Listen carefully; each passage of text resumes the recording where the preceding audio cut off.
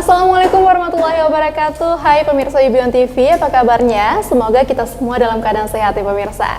Nah pemirsa, balik lagi hari ini di Research and Education bareng aku Mas Fitia nih pemirsa. Dan pastinya seperti biasa nih, kita akan mengulik dan juga mengetahui berbagai perihal mengenai penelitian dan juga pengabdian setiap dari dosen yang ada di Universitas Ubudiya Indonesia. Dan pastinya pemirsa, hari ini spesial banget, kita udah ada salah satu narasumber yang juga merupakan salah satu dosen di Universitas Ubudiya Indonesia, yaitu Ibu Khairanisa Anwar SST MKM. Dan pemirsa, langsung aja kita sapa. Assalamualaikum Ibu. Waalaikumsalam warahmatullahi wabarakatuh. Bagaimana kabarnya Bu? Sehat Alhamdulillah ya? sehat. Alhamdulillah sehat. Oke Ibu, sebelumnya mungkin bisa kita kenalan dulu nih sama pemirsa di rumah. Baik, Assalamualaikum warahmatullahi wabarakatuh. Perkenalkan, saya dosen dari ilmu kesehatan, di mana saya berada di Prodi D3 Kebidanan. Nama saya Khairanisa Anwar. Itu aja mungkin ya. Iya, itu aja. Berarti Ibu memang di Prodi Kebidanan? Iya benar. Kalau untuk mengajar ada beberapa prodi ya di Fakultas Ilmu Kesehatan kita. Itu ada di Prodi Gizi, di Prodi Kesehatan Masyarakat, di 3 Kebidanan. Oh ya Ibu, untuk riwayat pendidikan itu Ibu S1-nya di mana Ibu? Ya, untuk riwayat pendidikan S1 saya menyelesaikan di jurusan Kebidanan Poltekkes Kemenkes Aceh. Untuk lanjutan magisternya yaitu di Pascasarjana Universitas Sari Mutiara Indonesia. Itu prodi? Prodi Kesehatan Masyarakat. Prodi Kesehatan Masyarakat. Jadi memang sebelumnya Kebidanan, kemudian lanjut ke Kesehatan Masyarakat. Ya, benar. Berarti kalau memang di Universitas Ubudiya Indonesia itu bisa ngajar di Kesehatan Masyarakat juga ya Bu? Iya, ya? benar. Di Fakultas Ilmu Kesehatan ya. Ya, Bu, berbicara mengenai profesi sebagai dosen, kira-kira apa nih Bu yang melatar belakangi Ibu yang mengetuk hati nih untuk menjadi seorang dosen? Oke, baik ya. Sebelumnya mungkin kita mengilas balik ya. Nah, kalau untuk profesi seorang dosen itu kenapa saya bisa berkecimpung gitu ya, karena itu tadi karena latar belakang daripada hobi saya itu kan istilahnya mengajar gitu ya. Nah jadi yaitu yang melatar belakangi saya untuk menjadi seorang dosen. Ya Ibu, ini melihat bahwa memang sebelumnya setelah selesai SMA itu Ibu melanjutkan di Kebidanan gitu. Setelah masuk ke Kebidanan itu pengennya ini jadi bidan atau itu belum tahu nih pengen jadi bidan? Oh pengen jadi, kan seharusnya bidan nih, udah kuliah Kebidanan, tapi itu udah ngerasa nggak sih kalau pengen jadi dosen nih, nggak pengen jadi bidan gitu? Oh, alhamdulillah nggak ada perasaan demikian gitu ya. Cuman saat itu memang selesai pendidikan D3 ya, itu sempat bekerja di beberapa rumah sakit juga yang ada di Banda Aceh. Nah saat itu karena ada kesempatan untuk melanjutkan pendidikan ke jenjang D4, nah makanya oleh saya berbekal dari pengalaman di praktisi ya mungkin ya bisa kita bilang seperti itu. Nah itu tadi lanjut ke pendidikan D4 dan ke S2 gitu. Jadi itu kalau dihitung udah berapa lama Ibu menjadi dosen? Iya, untuk jadi dosen itu di 2017. Kalau untuk bekerja di akademisi itu saat itu dari tahun 2014.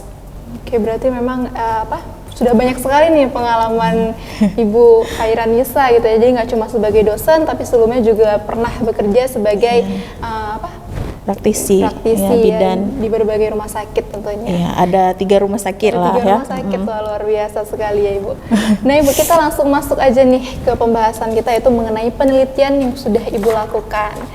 Dan di sini pemirsa, Bu Khairanisa Anwar itu sudah melakukan penelitian ya sebagai dari Tridharma Perguruan Tinggi, yaitu dengan judul Kejadian Ikutan Pasca Imunisasi COVID-19 pada Anak. Nah Ibu, mungkin bisa diceritakan sedikit Ibu mengenai penelitiannya. Ya baik, untuk penelitian ini saya laksanakan itu ya pada tahun lalu ya, tahun 2022 ya, dimana saat itu untuk aturan daripada pemerintah bahwasannya dosis untuk vaksinasi COVID-19 pada anak itu 2 kali diberikan. Nah, jadi penelitian saya ini tepat saya lakukan setelah 2 bulan daripada peraturan pemerintah saat itu.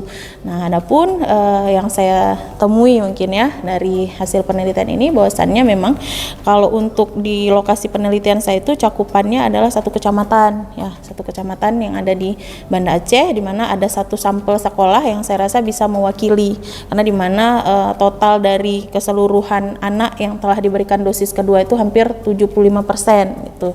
Nah, dari situ ditemukanlah bahwasannya kejadian ikutan pasca imunisasi yang didapati anak setelah dilakukan penyuntikan dosis kedua itu ada sekitar lebih dari 50% anak yang mengalami kejadian ikutan pasca imunisasi seperti nyeri ya di tempat suntikan dan mual. Nah, jadi kategorinya masih kategori sedang yang saya temui gitu.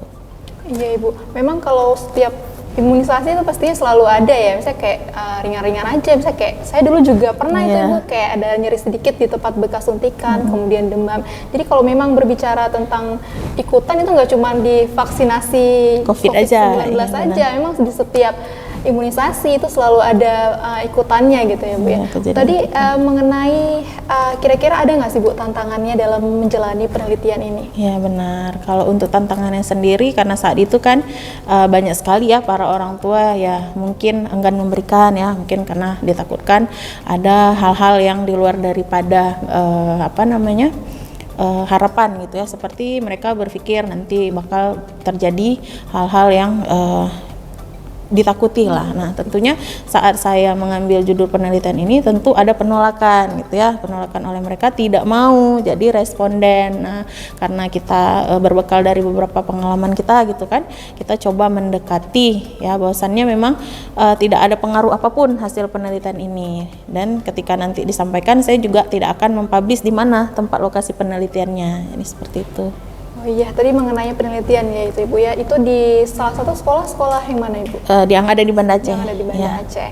Ya, jadi setelah melakukan penelitian ya pastinya kalau kita lihat sekarang bahwa memang setiap vaksinasi dan alhamdulillah sekarang COVID udah mereda, bahkan dari setiap kita udah nggak ada rasa ketakutan juga ya terhadap COVID-19 ya, pastinya juga karena berkat dari vaksinasi gitu ya. Iya, saya pribadi Ibu tuh sebelumnya pernah ketika sebelum vaksin tuh memang merasa takut ya, tapi setelah divaksin gue memang merasa bahwa ya itulah yang ada dampak positif, ada banyak dampak positif ya yang memang kita terima gitu.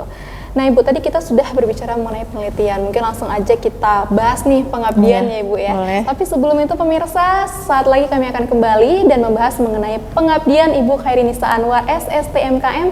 Dan pemirsa jangan kemana-mana, tetap bersama kami.